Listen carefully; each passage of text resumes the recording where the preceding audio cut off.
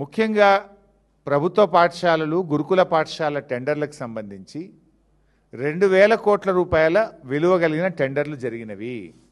ఇందులో అవినీతి అక్రమాలు జరిగినవి. ఇందులో తెలంగాణ బలహీన వర్గాల బిడ్డలు దళిత బిడ్డలకు అన్యాయం జరిగిందని బీఆర్ఎస్ పార్టీ ఆరోపించింది. నేను మాట్లాడాను. సీనియర్ అధికారిగా పనిచేసిన మా పార్టీ ప్రధాన కార్యదర్శి ఆర్ఎస్ ప్రవీణ్ కుమారు, గౌరవ మాజీ మంత్రివర్యులు కొప్పుల ఈశ్వర్ గారు కూడా మాట్లాడినారు.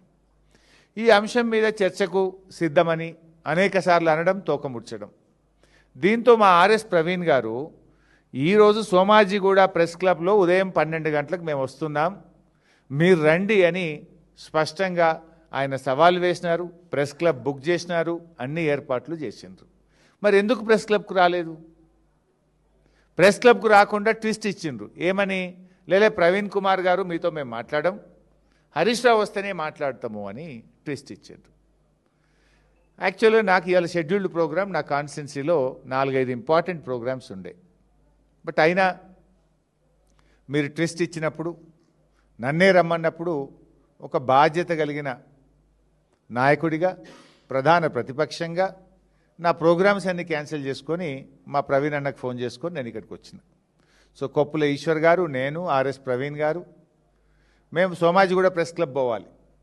కానీ గౌరవ మంత్రులు కదా, వాళ్ళ మీద ఉండేటువంటి గౌరవంతో 3 మంత్రులు, సరేలే మనకు బేసిజాలు అవసరం లేదు, వాళ్ళు పిలిచిన దగ్గరికే పోదాం, ఏదో మేము పిలిచినాం సోమాజిగూడ, మేము ముందు సవాల్ వేసినాం, ఈడికే రా అని మేము జిద్దుకు పోలే.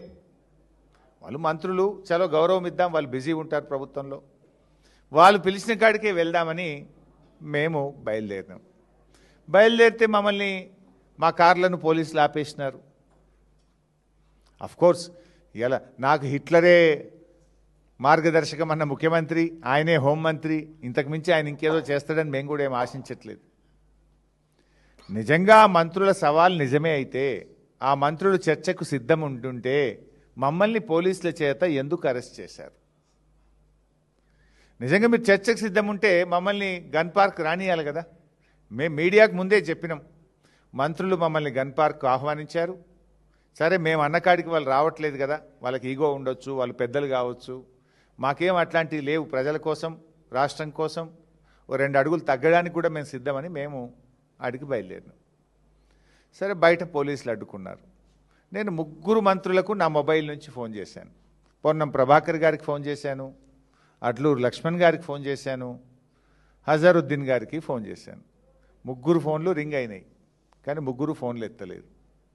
మరి మీరు రమ్మన్నారు, మమ్మల్ని ఏమో ఇక్కడ పోలీసులు ఆపుతున్నారు, మీరు కదా ప్రభుత్వం, పోలీసులకు చెప్పండి, మమ్మల్ని అలో చేయండి అని చెప్పడానికి 3 మంత్రులకు ఫోన్ చేస్తే మంత్రులు ఫోన్లు ఎత్తారు. పోలీస్ అధికారులకు చెప్పాం, అక్కడ మంత్రులు పిలిచారు, మేమేమి కొట్లాటకు పోతలేము, లా అండ్ ఆర్డర్ ఇష్యూ అసలే అవసరం లేదు, చర్చకు మాత్రమే వెళ్తున్నాం. మంత్రులే మమ్మల్ని పిలిచారు, మంత్రులు మాకు సవాల్ వేసినారు కనుక దాన్ని స్వీకరించి మేము వెళ్తున్నాం అన్నప్పుడు మరి మమ్మల్ని పంపించాలి కదా. మమ్మల్ని పంపకుండా ఇవాళ మమ్మల్ని అరెస్ట్ చేసి తీసుకుపోయి పోలీస్ స్టేషన్లో పెట్టారు. అంటే దీన్ని బట్టి ఏమర్థమవుతుంది? చర్చకు మీరు సిద్ధంగా లేరు. ఈ టెండర్లలో అవినీతి జరిగింది, ఈ టెండర్ల మీద చర్చ జరిగితే మీ అవినీతి, మీ బండారం బయటపడుతుందని ఇవాళ మమ్మల్ని అరెస్ట్ చేసి మీరు తప్పించుకున్నారు. ఇన్ఫ్యాక్ట్ మేము పోలీస్ స్టేషన్ నుంచి కూడా మీడియా ద్వారా పిలుపునిచ్చాం. సరే, మమ్మల్ని అరెస్ట్ చేసి అదేం పోలీస్ స్టేషనే, కంచన్బాగ్ పోలీస్ స్టేషన్లో పెట్టారు, రండి అని అక్కడ కూడా కుర్చీ ఏర్పాటు చేసినాం.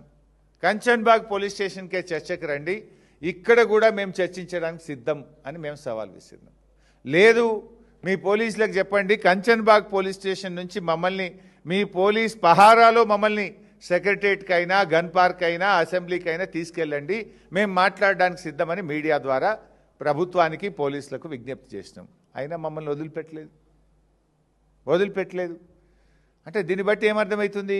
ప్రభుత్వం చర్చకు సిద్ధంగా లేదు, ప్రభుత్వం తోక ముడిచింది, పారిపోయింది అని చెప్పి అర్థమవుతా ఉంది.